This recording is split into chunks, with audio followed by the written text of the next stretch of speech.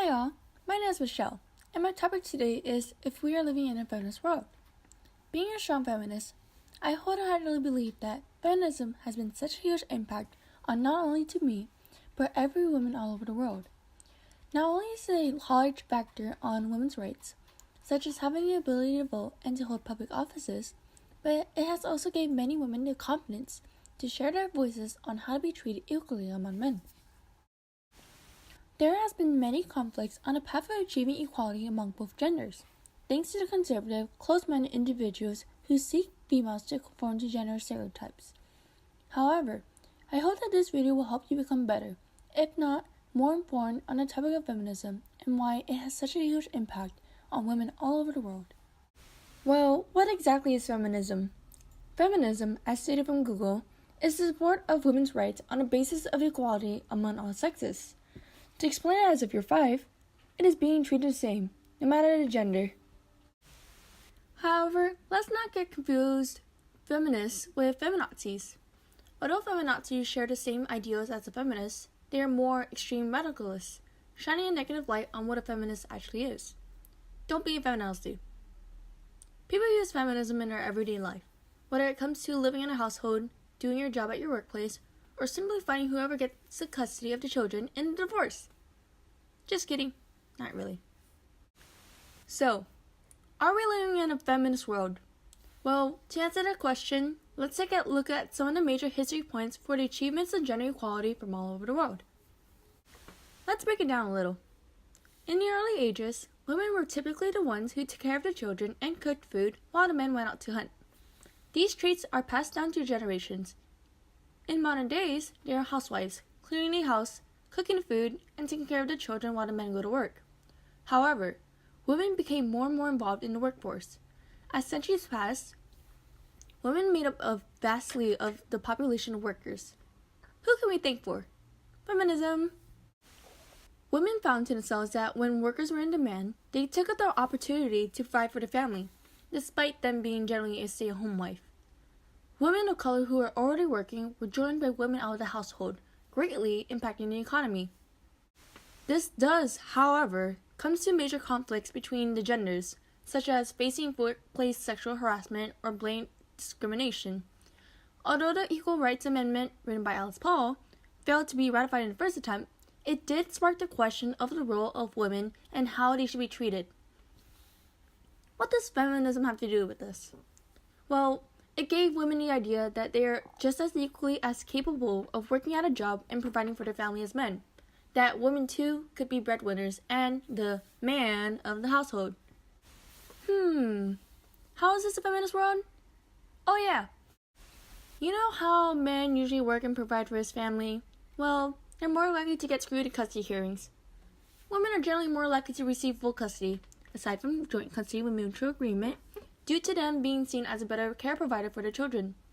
We have to be reminded that feminism isn't just focusing on women, but also on men. We strive for men to receive the same treatment in custody hearings as women, being able to share time with their own children.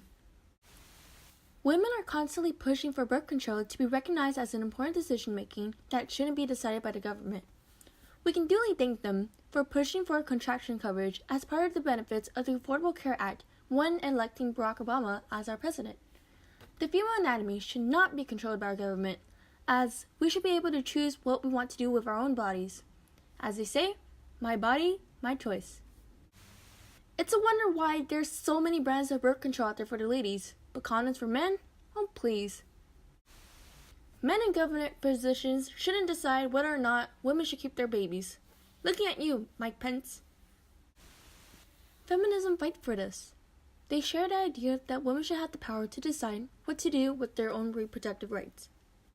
The Me Too movement became an internet sensation, greatly impacting women all over the world by giving them a voice to express their sexual harassment stories.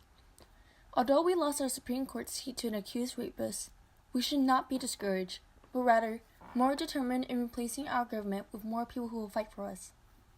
Feminism fights for the enforcement of being protected from workplace sexual harassment.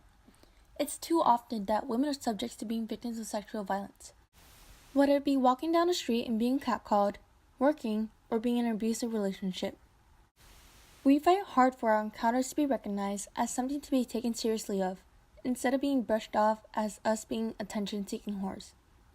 The Me Too movement helped so many women speak out against their abusers, specifically aiming at the entertainment community and others.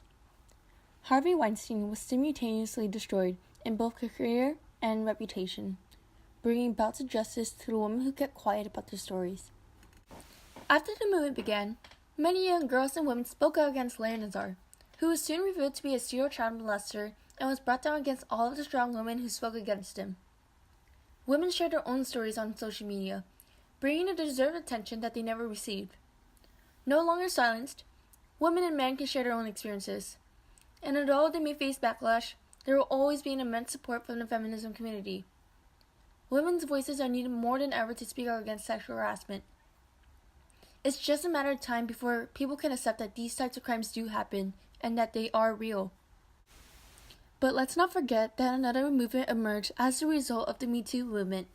The Why I Didn't Report movement helped many victims of sexual harassment explain their reason of not reporting their abusers, whether it be out of fear and retaliation of not being believed, or the potential backlash that they may have faced by their friends, their family, or their abuser themselves. We have the power to make change. Let's not forget that we can change the wage gap from a woman's 77 cents to a man's $1. Because of feminism, we have the ability to group together and reach a common goal, to be treated as the same as any other person. We are constantly making strides to improve our human rights. Women are picking up the role of motherhood and are embracing that role. We are taking up public offices and government jobs. More women have been elected to Congress than ever before. Change is coming, and hopefully, we can all work together as a country to overcome gender stereotypes. Thank you, and bye-bye!